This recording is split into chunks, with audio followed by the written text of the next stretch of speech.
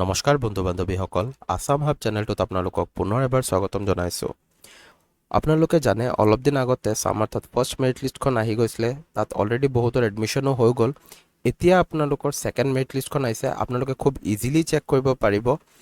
মই দেখাই দিম আপোনালোকক খুব ইজিলি আপোনালোকে কেনেকৈ চেক কৰিব। যদি কাৰোবাৰ ওচৰত মোবাইল আছে তেনেহ'লে একো টেনশ্যন নাই। আপোনালোকে যিকোনো ব্ৰাউজাৰ খুলিব, খুলি পিনি আপোনালোকে ইয়াত চাৰ্চ কৰিব সামাৰ্থ বুলি। লিখি পিনি আপোনালোকে চাৰ্চ কৰি দিব। প্ৰথম যিটো ছাইট ওলাব সেইটোত আপোনালোকে ক্লিক কৰিব। অলপ লোডিং হ'ব।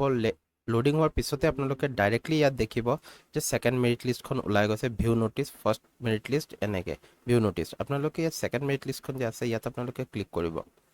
ক্লিক কৰাৰ পিছত আপোনালোকে দেখিব নিজৰ ৱেবছাইটত আপোনালোকে যিমানখিনি কলেজ আছে গোটেই কলেজখিনি আপোনালোকে ওলাই গৈছে ইয়াত, ঠিক আছে। আপোনালোকে ষ্ট্ৰীম ৱাইজো চেক কৰিব পাৰিব। প্ৰথমে আপোনালোকে নিজৰ ইনষ্টিটিউট দি দিব। ছাপ'জ কৰক মোৰ ডিব্ৰুগড় ইউনিভাৰ্চিটিৰ হয়, তাৰপিছত মোৰ কলেজ ইয়াত চাব লাগিব। এইটো পপ আপ বাৰে বাৰে আহি থাকিব, চ' একো ইছ্যু নহয়।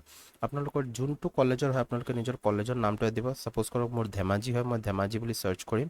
চাৰ্চ কৰাৰ লগে লগে ইয়াত ওলাই যাব আপোনালোকৰ bachelor of arts, bachelor of ছায়েন্সৰ ইয়াত মেৰিট লিষ্ট ওলাই যাব। ইয়াত ক্লিক কৰিব। ক্লিক কৰাৰ লগে লগে আপোনালোকৰ PDF-টো ইয়াত অ'পেন হৈ যাব।